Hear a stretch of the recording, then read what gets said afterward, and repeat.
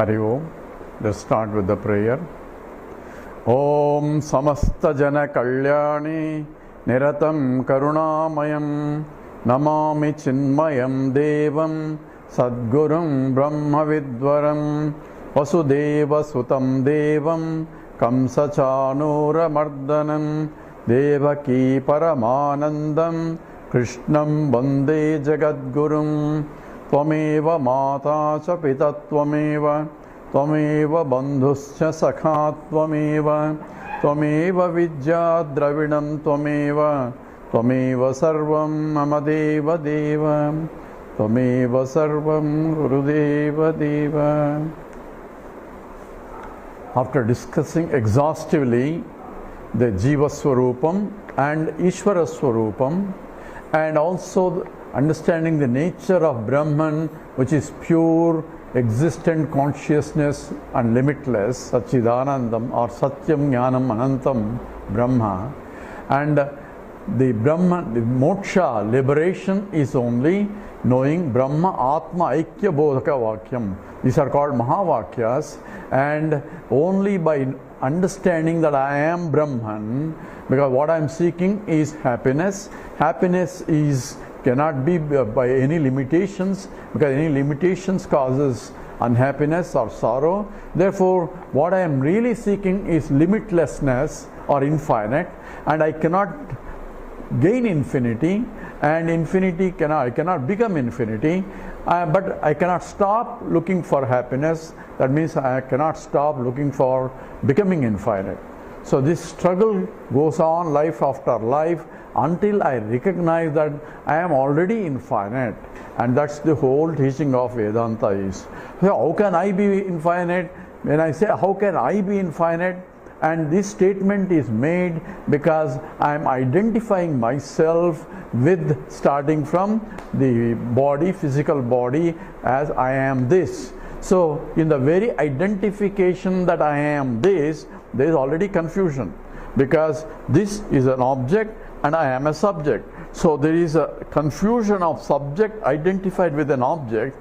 Subject cannot become an object, and object cannot become a subject. And only way to understand is I am not this, at the same time I am infinite. How can that be possible? Because this is only a superficial identification or superficial nama rupa, names and forms. The substantive of even this is nothing but Brahman only. Brahman being infinite or infiniteness, there cannot be anything other than Brahman. So the whole universe is sustained by Brahman, and that's what we went through in the analysis of what is Ishvara or Ishvara Swarupam, what is the nature of Ishvara. And now we are trying to have a little broader understanding of what Advaita teaches according to the scriptures, or what scriptures teaches in terms of Aham Brahmasmi and Tattvamasi statements, which are called Mahavakyas, which is nothing but Brahma Atma Aikya Bodhaka Vakyam. That's the definition of Mahavakya. What's a Mahavakya? That which shows the identity of self that I am is the self that of the whole universal self, or the Brahman, the infiniteness that pervades everything. So since he himself became many, and therefore he has already become many, which means that within the creation that I had to see him in and through many, and that's where we need a Viveka. Viveka is a discriminative intellect that differentiates what is Nityam and what is Satyam, what is Nityam and what is Anityam. Anityam is temporarily real but not really real, and we call it Asat also based on the context. That should be Mithya. So now we are going into as a sadhana. Sadhana means now I had to not understood the broader background. Now I had to deeply go into the realization of who I am and what is the Brahman and how I am the totality. It has to be understood not just intellectually but factually. That means that understanding should be abiding in me all the time. And that's what we are now going in through the Pancha Kosha Vichara. That means 5 koshas that with which we identify ourselves all through our lives. So therefore, we need a viveka, because we cannot avoid identification with the five koshas. At the same time, I have to use the same 5 koshas to recognize that I am not the 5 koshas, but that because of which I am conscious of the 5 koshas, and also because of which the 5 koshas exist too. So this is what is the requirement as a particular sadhana. Now what we are going to do now is not just listening to a lecture, but as you listen and understand it and apply it in your own as a part of meditation now, and do the process of what is being taught here in terms of how I discriminate using viveka. The more the knowledge I establish, the more I get abide into the truth that I am Brahmasmi. So in the analysis of these 5 koshas, we said there are 5 aspects involved to show that I am not that. All this which is an object, so anything that can be objectified has 5 criteria. Any one of them fits in fact, and one we said is essentially drusyatvam. So anything I see, therefore anything I experience, seeing is also an experience, therefore anything I see, drusyatvam. So anything I see cannot be absolutely real. So this is where the Advaita Vedanta differentiates from relative reality versus absolute reality. So absolute reality is that I cannot see, because absolute reality is infinite, so it is adrusyam. That's why we went through both from the point of Jiva and Ishvara. This is yadadrashyamagrahyamagotramavarnam. From the point of Ishvara, when we took Mundaka Upanishad Sloka 6, where the definition of Ishvara is provided. At the same time, Mandukya Upanishad, the mantra 7 defines what is that called Turiyam, the nature of Atma that supports all the 3 states. That is waking state, dream state and deep sleep state. There also it says it is adrusyam. So in the definition of it, therefore in that I cannot see myself, because I am a subject, seer, and anything only object I can see. So I cannot see myself. Oh, I can see myself, or I know myself. That knowledge is not objective knowledge, but it is a knowledge of my own self as self-revealing knowledge. And that is like when you are in a pitch dark room, when I ask you, are you there? Says, yes, I am there. Say, how do you know? What do you mean, how do you know? I know that I am there. In what means of knowledge are you using to know that yourself? So I don't need any means of knowledge. I am light of light. I don't need another light to show myself. A light doesn't need another light for it to reveal. Therefore, I don't need a torchlight to see the sun. Why? Because sun is itself luminous entity. Similarly, I am self-luminous entity. That's called self-conscious entity. Consciousness is light of all lights, because even the light is I am conscious of. So our consciousness has to light even the light also, but consciousness need not be or cannot be lighted, because it cannot become an object of illumination. That's why scientists are trying to inquire what is consciousness. Any inquiry using objective tools cannot discover the consciousness, because consciousness is not an object. It's only a subject. The one who is trying to investigate is the one who is a conscious entity, not the one who is the object of his investigation. That's the only inert things. All that has to be understood. So any inquiry only has to be done by cognitively using the Vedanta as a means to inquire.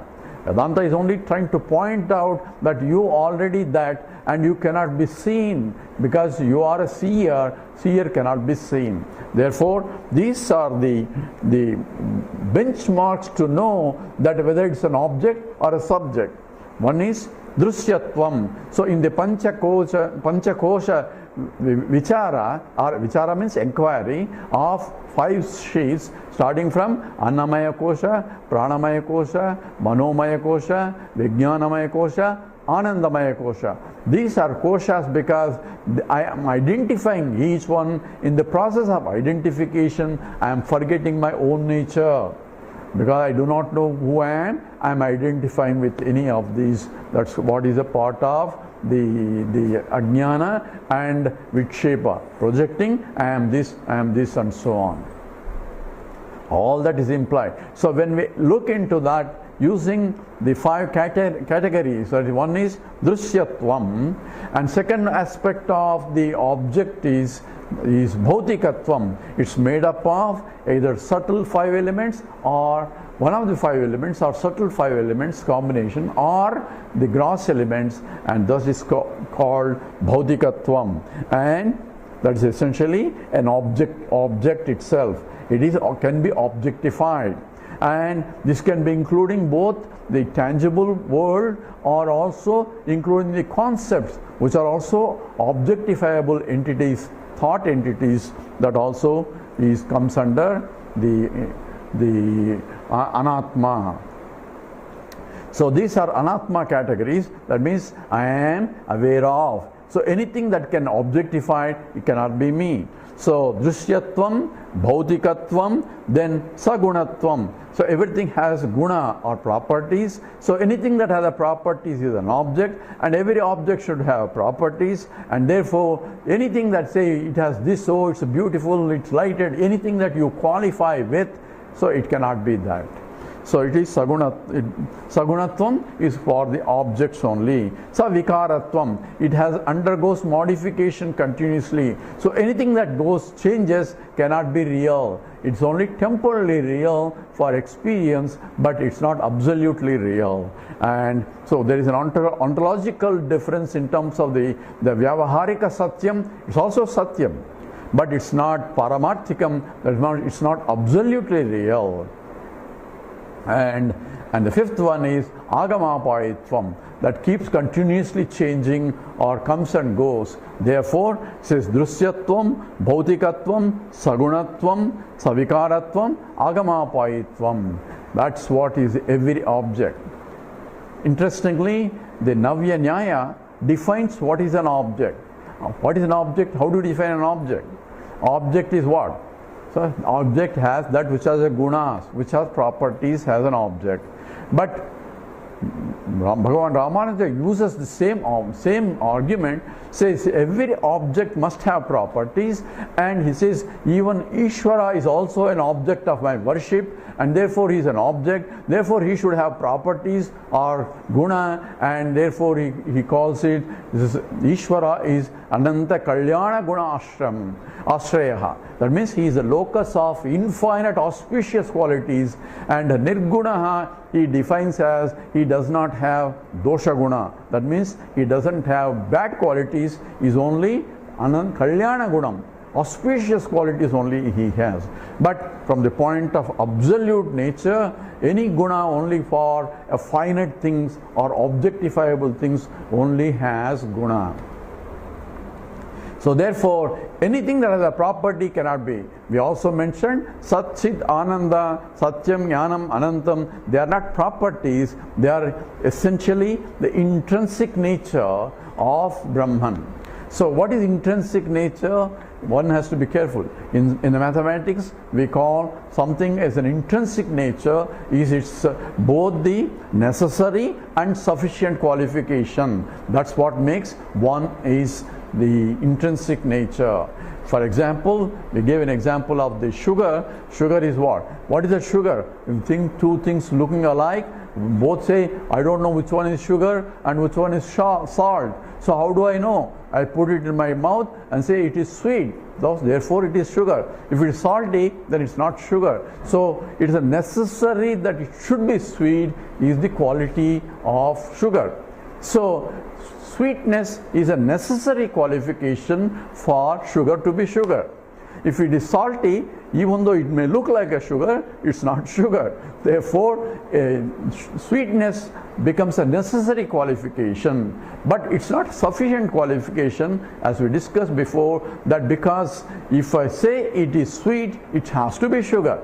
That's what means converse in the mathematically called converse should be applicable. So if it is sweet, it cannot, no other choice other than it being sugar. That means a converse has to apply. That means if it cannot but be sugar, and then sugar is necessary and sufficient qualification for an object to be sugar. But we know that sweetness, if it is a sweet, it need not be sugar, it can be glucose or even artificial, so-called artificial, because that's all part of nature only. So-called equal and Splenda, all those things are also sweet, but they are not sugar. Therefore, sweetness is necessary but not sufficient qualification to indicate the sugar. So what is necessary and sufficient qualification? If we know the chemical formula of sugar, then says like H2O is water. So H2O is necessary and sufficient qualification to define water. Water is equal to H2O, H2O is equal to water. So both straightforward, and converse also has to be valid. So it is necessary and sufficient also to make H2O as a water. So anywhere H2O is there, we know it's water. So same way, Vedanta defines Brahman as Prajnanam Brahma. Consciousness is Brahman. Consciousness is infiniteness. So here is the statement of Vedanta here. So consciousness is Brahman means consciousness is infinite. So you're defining consciousness or defining Brahman in the same statement using a converse statement. It doesn't say Brahman is conscious entity. So then everybody can be conscious entity. My uncle is also a conscious entity. So here it says consciousness is Brahman by saying that, number one, consciousness is infinite. Number two, being infinite and being in the converse way, wherever there is a consciousness, it has to be Brahman. Are you conscious? If you say yes, then you are Brahman by definition, because that's what Vedanta is saying. How can I be Brahman? Brahman is infinite, I am limited, because now you are using what I am not as I am, therefore the confusion comes because of that. Hence an inquiry is required, because Vedanta says you are Brahman, but your experience doesn't indicate that. Therefore there is a contradiction between the Vedantic statement and your assertion of what you think you are.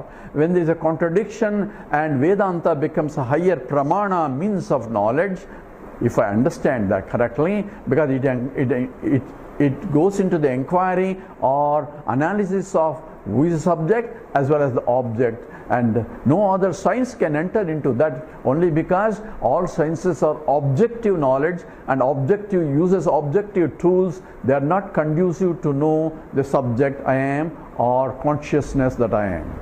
So when you say consciousness is infinite, it becomes a necessary and sufficient qualification, and that's what essentially Swarupam. Swarupam means, therefore, Satyam, Jnanam, Anantam are not the qualities of Brahman, they are intrinsic nature of Brahman. H2O is not a quality of water, it is very nature of water, very structure of water, and that's what is called Swarupa Lakshanam. So Shankaracharya in fact analyzes in the Taittiriya Upanishad Bhashya, he says Satyam, Jnanam, Anantam Brahma. He analyzes exhaustively, saying that each one is a Swarupa Lakshanam. Looking from one way, it is an existence. Looking from the other way, it is same thing from the consciousness, and it is essentially infiniteness. Satyam, Jnanam, Anantam, and limitless. Limitless only happiness. Therefore, it is Satchit Ananda Swarupam. Therefore, it is Swarupa Lakshanam. Therefore, this Drusyatvam, Bhautikatvam, these are the five categories we mentioned. Drusyatvam, Bhautikatvam, then Sagunatvam, Savikaratvam, Agamapayitvam. Drusyatvam, I can see, I can hear. So, his perceptibility, to tell you correctly. The perceptibility includes all five senses. That's called drishyatvam. Bhautikatvam, it is material nature, whether it's a gross or subtle. According to Vedanta, even mind is a material and made up of subtle material. In the Chandogya Upanishad, the teacher, which is Uddalaka, teaches Swetaketu, says, my beta, this mind is also matter. Says, how do you prove it? Says, he asks his son to starve for 15 days, not to eat anything, only drink water only, because you need water at least. So, where after 15 days he doesn't have any food, not only the gross body is suffering, but even the mind is not getting food. Therefore, after 15 days of starving, then he asks the Swetaketu, the student's son, says, beta, now chant the Vedas, which he could do very well when he was all having good food and all that. His memory was good, the mind was functioning efficiently, and therefore he could chant left and right anywhere you ask, he was able to chant. But after 15 days of starving, the mind also has become weak, because mind is not fed. So it takes the subtle food from the food that we eat, and therefore mind is sustained by matter only. And if without the matter, it cannot function. So therefore, he is not able to chant the Vedas, because his memory is also gone. Again, the teacher asked him, now start eating slowly. So after 15 days again, he has become very well. Then again he chants, because now the mind is fed in terms of the food wise. Is the mind a matter? Does it matter? Or is it mind is not matter? You can go to Google and ask, and you say all sorts of theories of Western psychologies and the philosophers, everyone has their own opinion. But Vedanta is crystal clear. It is made up of subtle material, and subtle material comes from the subtle food. So when we eat our food, so there are grosser aspects of the food, also there is a subtle aspect of the food. That's called sattvika. Sattvika food is there. So therefore, our Vedanta also prescribes what you should eat and what should not be eaten. So therefore, there is a sattvic food is defined, that which nourishes the mind, and that which is aggressive nature of non-vegetarian and alcohol and everything encourages either the tamasic, that means the mind goes into dull or get drunk, or the rajasic aspect of it, a violent part of it, that which makes you dynamic but not knowledge wise. Therefore, the recommendation for even a Vedantic student is to follow a regular sattvic food only. And that's what is also prescribed. If you go to the 18th chapter of Gita, Krishna gives you what is tamasic food, what is rajasic food, and what is sattvic food. Sattvic food is the one that builds up the mind and intellect in the direction, in terms of the sattva guna, and that's what is required for inquiry into the Vedanta, inquiry into the absolute nature of Brahman, because it requires viveka. Viveka is discriminative intellect of what is right and what is real and what is unreal. What is unreal is that which has these five qualities: drusyatvam, bhautikatvam, sagunatvam, savikaratvam, agamapayitvam. So we have defined all the one clearly, although we are using the Sanskrit words. It says drusyatvam, the perceptibility, bhautikatvam, the material nature, and sagunatvam, it has the qualities or attributes, and savikaratvam, it undergoes modifications, and agamapayitvam, it's continuously changing. And all these are aspects of the objects. And once you see any object, we have to say, hey, can I see it? Drusyatvam, yes, I can see, therefore I am not that. That's only an object. So I am not that. So can I see the body? Of course I see. Body seeing is also experience. I have back pain here or this pain here. I can identify. In fact, I had to tell the doctor. Doctor doesn't know unless I tell, because doctor may see anything, but only when I tell what he's asking, where is it paining, and here or here, he has to press and then ask me whether where it is paining for him to know where the problem is. But I am the one who has to be conscious of where it is paining. If it is not paining anywhere and I cannot complain, he says there is nothing wrong with you. Therefore, the knowability is a part of being an object. Objects only can be known. Brahman is not an object to know. This we went through in terms of analysis of when we talked about how Ramanuja complains about or the Purvapaksha provides or criticizes Advaita Vedanta. So how can you know Brahman? Brahman being infinite and Brahman is not an object. So we agree with him. It's not an objective knowledge. It is a different type of knowledge that is required. For that only a viveka that we are going through the Panchakosha Vichara. We'll continue this after in the next talk. Om Purnamada Purnamidam Purnat Purnamudachyate Purnasya Purnamadaya Purnameva Vasishyate. Om Shanti Shanti Shanti. Harihi Om Sri Gurubhyo Namaha. Harihi Om.